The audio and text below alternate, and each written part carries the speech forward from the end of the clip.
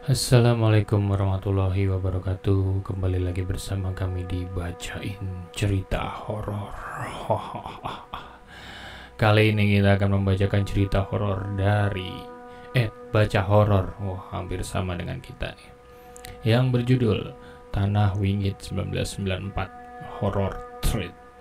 Keadaan memaksa kami untuk tinggal di rumah ini, rumah yang berdiri di tanah terkutuk yang menyimpan misteri mengerikan di bawahnya.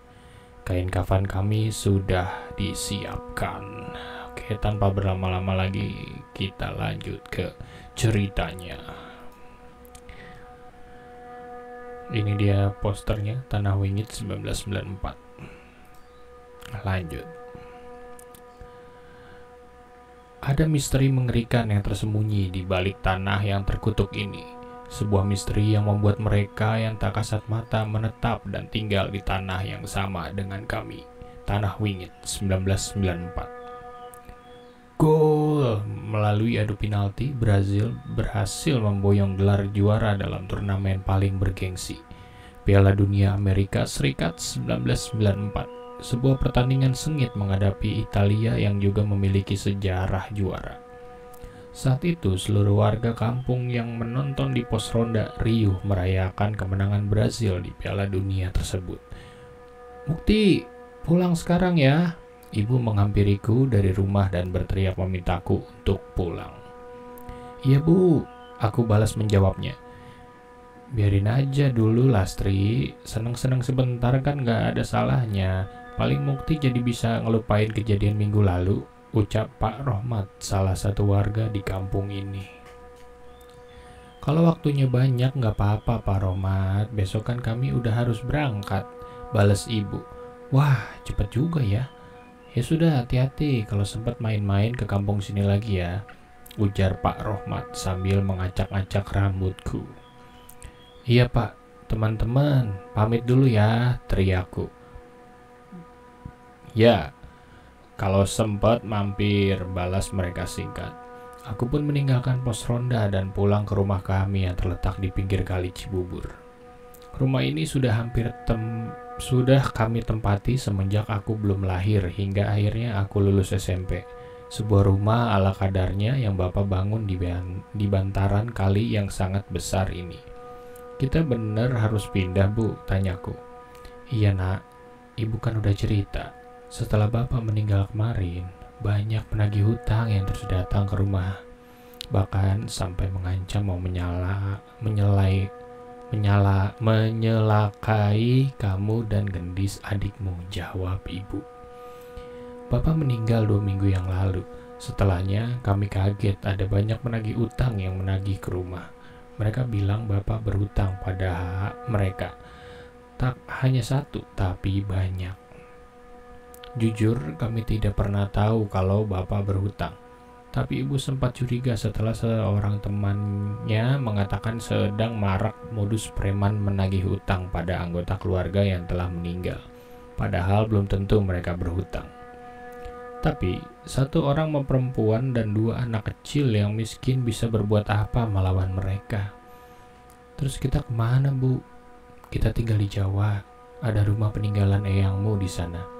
Tidak ada yang akan mengusik kita selama kita di sana," ucap ibu.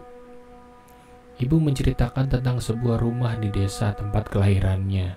Dulu eyang memiliki banyak tanah dan kebun. Namun, setelah semua sudah dijual dan diwariskan ke anak-anaknya termasuk ibu. Tapi ada satu rumah yang tidak pernah laku dijual. Saudara-saudara ibu pun tidak ada yang mau menempati karena rumah itu cukup berjarak dari desa dan tidak jauh berbatasan dengan hutan. Beruntung ada yang mau membeli rumah ini.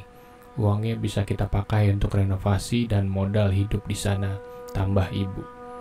"Iya Bu, padahal cuma rumah begini saja ya," balasku. "Rumah kami memang bangunan liar di bantaran kali, tapi Bapak dan Ibu sudah membangunnya setelah tembok hingga cukup kokoh, setengah tembok.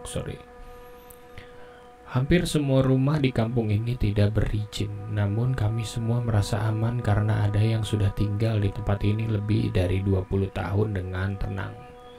Sebuah angkutan umum sudah datang sejak tadi pagi. Ini adalah angkutan yang akan kami gunakan untuk pindah ke Jawa. Kami tidak membawa banyak barang. Sebagian perabotan sudah dijual dan sisanya diberikan ke pemilik rumah yang baru. Hanya sedikit yang kami bawa, menggunakan angkutan umum bercat biru itu yang akan mengantar kami ke rumah baru kami. Sudah masuk semua? Tanya Bang Jaki, sopir yang akan mengantar kami. Sudah Bang Jaki, tinggal orangnya, kata ibu. Ngopi dulu aja, ada gorengan juga, balasku. Bang Jaki pun masuk ke rumah sembari menikmati kopi dan gorengan yang dibuat oleh ibu. Sementara itu, ibu memeriksa kembali barang-barang yang sudah masuk ke mobil.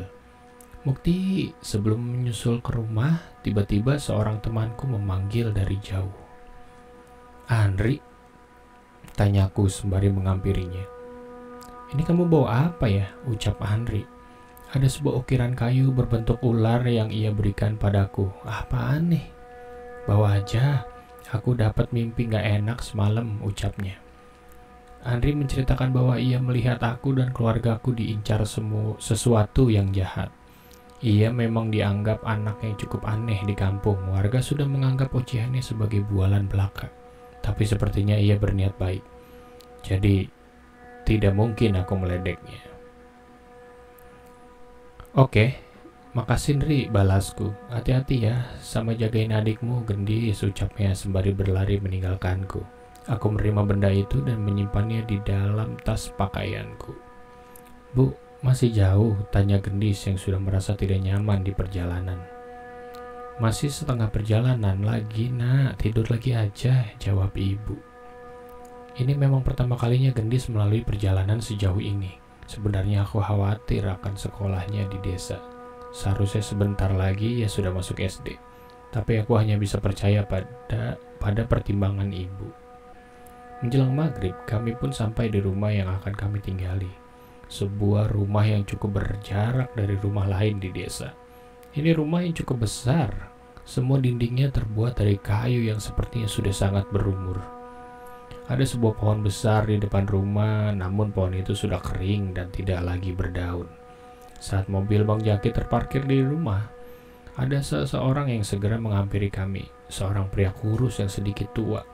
Dari ibu. Pak Ngadimin, sambut ibu. Lastri, gimana perjalanannya? Lumayan pak, pas lagi panas-panasnya, jawab ibu. Rumahnya sudah saya bersihkan, tapi ya seadanya. Lebih baik malam ini istirahat di rumah saya saja. Besok baru beres-beres, ucap Pak Ngadimin. Alah pak, saya sudah ngerepotin, minta dibersihkan malah ngerepotin nginep lagi, balas ibu. Ibu menolak untuk mampir ke rumah Pak Ngadimin dan memilih untuk terus menurunkan barang-barang di mobil. Bang Jaki dan Pak Ngadimin pun membantu kami sementara ibu menyalakan lampu teplok yang sudah tersedia di tembok rumah. Belum ada listrik bu, tanyaku.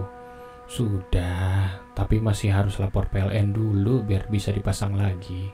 Paling seminggu sudah nyala, balas ibu. Bang Jaki yang sedari tadi menurunkan barang terlihat cukup aneh. Sesekali ia berhenti melangkah dan menelan ludah. Bang Jaki nginep dulu aja, pagi baru pulang. Ada kamar kosong kok, ucap ibu. Enggak. Saya langsung saja habis ini mau mampir dulu, ucapnya dengan canggung. Ia terlihat begitu waspada dengan rumah ini. Mbak Lastri benar, yakin mau tinggal di sini, tanya Mbak Jaki. Iyalah mas, sekarang cuma rumah ini yang bisa kami tinggali, balas ibu. Setelah membantu kami, Bang Jaki segera pamit. Padahal hari sudah larut malam. Pak Ngadimin pun mengantarkan kami makanan kecil dan minuman panas untuk kami dan buru-buru meninggalkan kami. Merasa cukup lelah, aku duduk di tikar yang sudah digelar oleh ibu. Rumah kayu dengan lampu remang-remang merupakan pemandangan yang cukup asing untukku. Apalagi suasana hening seperti ini tidak pernah kurasakan di rumah kami sebelumnya. Tok tok tok. Ada suara dari luar. Tok tok. Setauku rumah kami cukup jauh dari warga lain. Aku malas mencari tahu dan memilih untuk tetap bersantai di tikar. Tapi suara itu mendekat ke jendela. Aku menoleh ke jendela. Sekelebat terlihat seorang nenek melintas di depan jendela rumah. Nenek itu berambut putih, terurai berantakan dengan kebaya putih yang lusuh. Ia tertawa dengan mulutnya yang memerah. Sontak bulu kuduku berdiri, tubuhku merinding. Aku tidak berani berjalan keluar jendela untuk memastikan dan memilih untuk menghampiri ibu. "Bu, ibu," teriakku. Aku mencari ibu di kamar, namun di kamar hanya ada gendis yang tertidur. "Kenapa, Mukti?" teriak ibu yang suaranya terdengar dari dapur. Aku pun berlari menuju dapur menghampiri ibu. "Ada nenek-nenek, Bu, serem di luar jendela," ucapku. "Nenek-nenek, malam-malam gini? Jangan ngarang kamu. Kalau capek, tidur duluan aja," balas ibu yang sedang membersihkan kompor tungku yang mungkin akan ia gunakan untuk masak besok. "Iya Mas Mukti, tidur duluan saja, nanti gendis nyusul," tambah gendis yang tengah meminum susu yang sepertinya baru saja dibuatkan oleh ibu. Tunggu, gendis, kamu di sini?" tanyaku bingung. Tidak mungkin aku salah. Tadi aku melihat dengan jelas gendis tertidur di kamar. "Iya, minum susu dulu, abis ini mau tidur," disuruh ibu, balasnya. Aku menelan ludah sembari menoleh ke kamar tempat aku melihat gendis tertidur tadi. Aku bantuin ibu aja deh," ucapku yang sedikit ragu untuk kembali ke ruang depan lagi. Apalagi di kamar karena kamar yang lain masih berantakan. Malam itu kami tidur di dalam satu kamar. Tapi walaupun lelah, malam itu aku sulit untuk tertidur saat mengingat kejadian tadi. Rumah demit memang aneh. Tapi aku masih menganggap kejadian semalam sebagai perkenalan dari penunggu arwah. Itu adalah kata-kata yang bisa diucapkan bila kita melihat hal-hal aneh di tempat baru. Sayangnya, lambat laun aku mulai mendengar desas-desus tentang rumah yang kutinggali. "Kamu kok berani tinggal di rumah itu?" Wisnu namanya. Dia teman yang baru ku kenal beberapa hari ini. "Emangnya kenapa? Angker?" tanyaku. Wisnu terlihat ragu ingin mengatakan sesuatu padaku. "Ini tak ceritain, biar kamu hati-hati. Tapi jangan bilang aku yang cerita," balas Wisnu. Aku semakin penasaran saat dia mengatakan hal itu.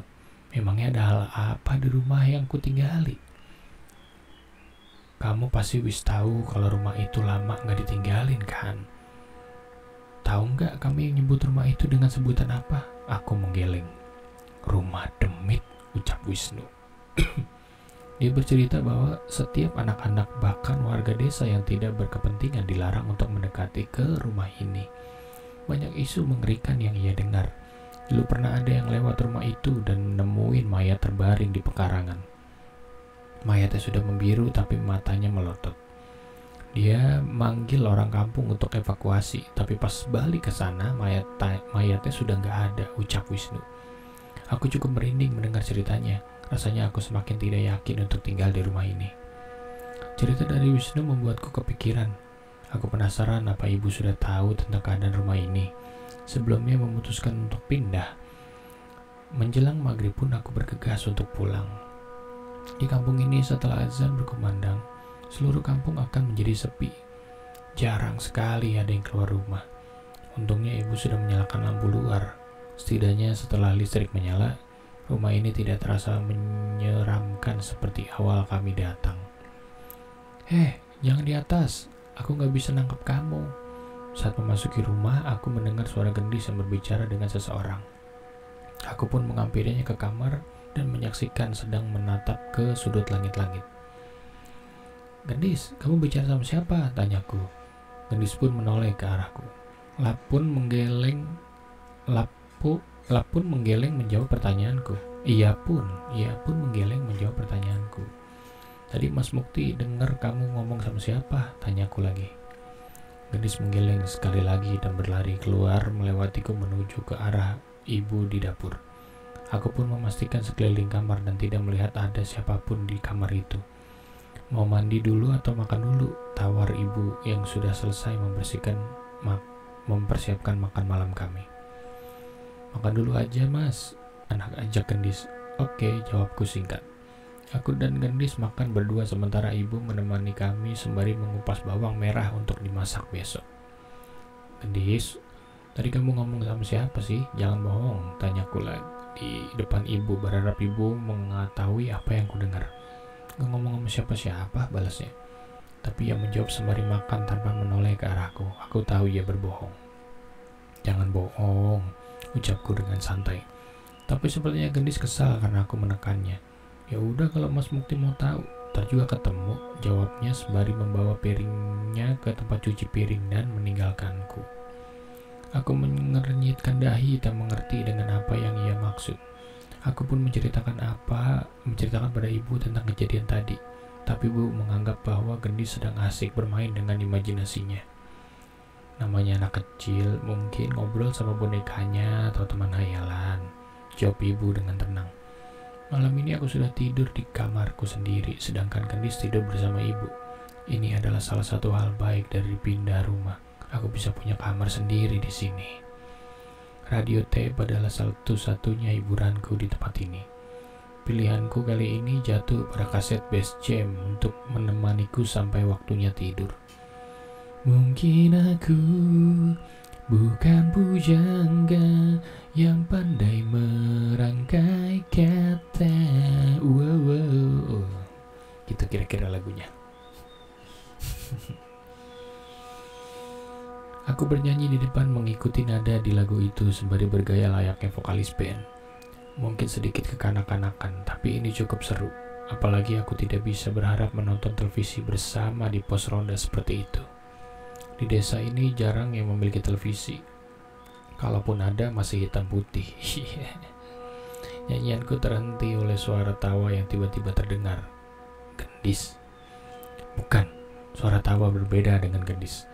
Merasa mulai tidak nyaman, aku pun mengecilkan radioku dan pergi ke kasur. Sepertinya aku harus tidur cepat malam ini. Ceklek, aku terbangun saat satu sisi kaset pita sudah selesai diputar dan radio tapeku mati dengan sendirinya. Aku mengembalikan kaset itu ke dalam tempatnya dan ingin segera kembali tidur. Tapi aku mendengar ada suara dari sudut langit-langit yang saat ini berada di kamarku. Saat aku hendak kembali tidur, mataku melihat sesuatu dari arah itu dan rasa takutku kembali datang. Benar saja, di sudut itu terlihat seorang anak laki-laki berwajah pucat memandangiku dengan terbalik. Aku tidak bisa melihat kakinya, yang terlihat hanya tubuhnya dari kepala hingga ke pinggang menembus langit-langit. Seketika aku keringat dingin, aku meremas selimutku tak percaya dengan apa yang kulihat. Dan saat makhluk itu menyadari aku sedang memandangnya, ia tersenyum dan memamerkan gigi-giginya yang hitam. Ibu, ibu, teriakku. Sayangnya tidak ada reaksi dari ibu. Dengan kaki yang lemas aku keluar dan ke kamar ibu untuk membangunkannya.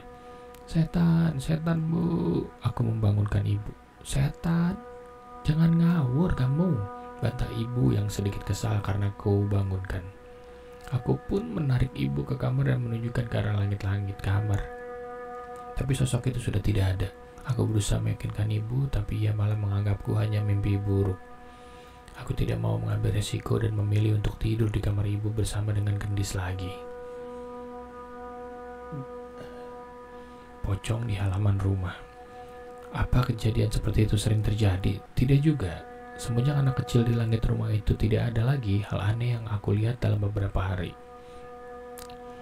Hanya pada Wisnulah aku bisa bercerita tentang kemunculan makhluk-makhluk itu. Ibu sudah pasti tidak percaya, sedangkan bila aku cerita pada Gendis, dia akan ketakutan dan semakin merepotkanku. Kamu temenin aku nginep di rumah lah, ajakku pada Wisnu. Udah mau, aku sudah hidup tenang. Kenapa harus menemani kamu di sana? Ntar ada yang ngikutin lagi, tolak Wisnu. Sekali-kali gak apa-apa kan? Mending kamu yang hidup di rumahku lebih aman, balasnya. Itu gak nyelesain masalah, balasku lagi. Sesekali mungkin aku harus mengajak seseorang untuk menginap agar ada saksi lain selain aku yang melihat sosok gaib itu. Mungkin dengan itu ibu akan percaya. Tapi ternyata aku tidak perlu melakukan hal itu. Seketika ibu sedang membantu salah satu tetangga kami yang sedang panen kacang di kebunnya. Aku menunggu ibu sembari menjaga Gendis sambil bermain di halaman rumah ibu. Ibu baru selesai saat maghrib, dan kami pulang saat matahari baru saja terbenam. Seperti biasa, jalan sudah sepi dan arah ke rumah kami cukup gelap dan menyeramkan. Gendis pun sampai minta ku gendong karena takut. Dari rumah terakhir di desa, setidaknya kami harus berjalan beberapa ratus meter untuk sampai ke rumah. Seharusnya beberapa menit lagi kami sampai dan bisa segera beristirahat. Tapi saat rumah kami sudah terlihat, tiba-tiba ibu terhenti. "Kenapa berhenti, Bu?" tanyaku. Wajah ibu terlihat aneh. Ia memandang rumah dengan gemetar. Aku pun menoleh ke rumah dan melihat pemandangan yang tidak akan pernah bisa aku lupakan. Pocong! Di halaman kami berdiri pocong-pocong dengan kain kafan lusuh yang menggeliat dan mengerikan. Tidak hanya di halaman, bahkan di atap rumah kami pun ada beberapa pocong yang terbaring dan duduk berserakan. Aku menggenggam erat tangan ibu dan menariknya dan mengajaknya untuk memutar balik. Tidak mungkin kami pulang ke rumah di mana tempat pocong sebanyak itu. Gendis takut, Bu. Tangis Gendis yang ternyata juga melihat sosok itu. "Ke rumah Pak Ngadimin, kita kesana dulu, Lek," perintah ibu yang segera mengajak kami pergi secepatnya. Pak Ngadimin heran dengan kedatangan kami sekeluarga di malam hari, apalagi yang melihat wajah kami pucat dengan tubuh yang gemetar. "Sudah, duduk dulu, biar dibikinin teh panas," ucap Pak Ngadimin yang langsung memerintahkan istrinya membuatkan teh panas untuk kami. Tidak ada satupun dari kami yang mampu bicara sama Pak, sampai istri Pak Ngadimin datang dan memberikan kami minum. "Pocong, Pak Ngadimin. Pas kami mau pulang dari jauh, kami melihat rumah kami dipenuhi pocong, Pak," ucapku sambil gemetar. "Astagfirullahaladzim. Bener, Bu?" tanya Pak Ngadimin pada ibu. Ibu hanya mengangguk sembari masih menggenggam gelas hangatnya. "Mbak Lastri masih bersikukuh ingin tinggal di sana?" tanya Pak Ngadimin. "Habis kami mau tinggal di mana lagi, Pak? Buat makan saja saya khawatir," balas ibu. "Tapi rumah itu dibangun di atas tanah yang tidak baik, Mbak Lastri. Kamu kan tahu sendiri. Bahkan sebelum kalian tinggal di sana, kami warga desa jarang sekali ada yang mau mendekat ke sana di malam hari," ucap Pak Ngadimin. "Aku baru mendengar soal ini.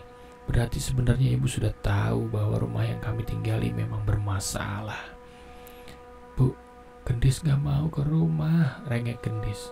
Malam itu Pak Ngadimin mengizinkan kami untuk menginap di rumahnya. Besoknya ia mengantar kami kembali ke rumah bersama seorang yang ia panggil dengan nama Mbah Sartiman. Pria yang sudah cukup berumur dan rambutnya sudah memutih. Mbah Sartiman adalah seseorang yang dianggap mengerti soal hal seperti ini.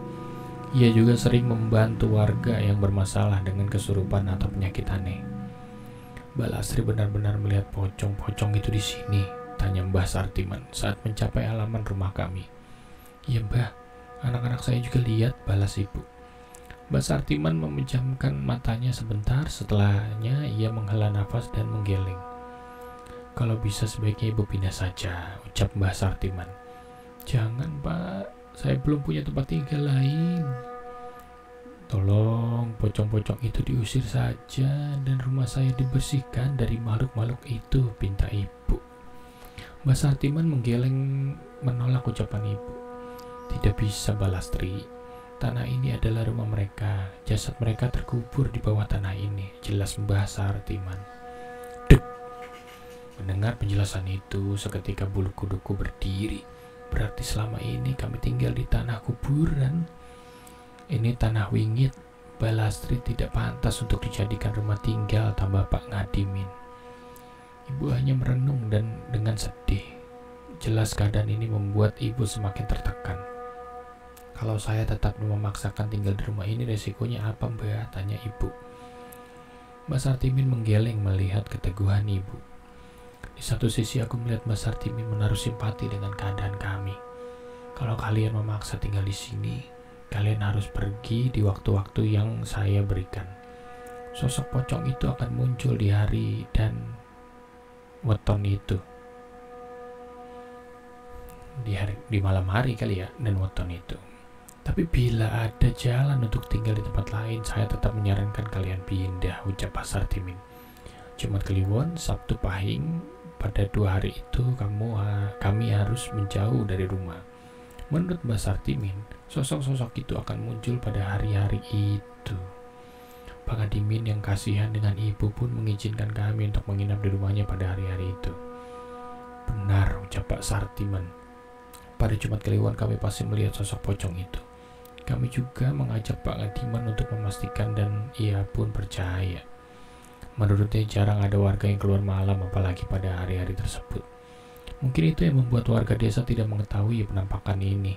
Dengan mengikuti aturan Pak Sartiman, kami pun bisa bertahan hidup di rumah itu selama berbulan-bulan. Setiap menjelang Jumat Kliwon dan Sabtu Pahing, kami selalu siap berkemas dan menumpang di rumah Pak Ngadiman.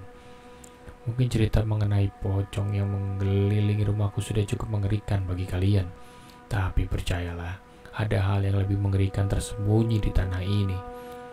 Kita akan update thread ini dalam waktu dekat. Ini dia update part 2. Tanah itu jahat, percaya atau tidak, tanah itu terus mencari korban. Oke, kalau rame, kita lanjut part 2 guys. Kalau begitu, hati-hati jika kalian membangun rumah, karena bisa jadi rumah itu dulunya bekas tanah wingit.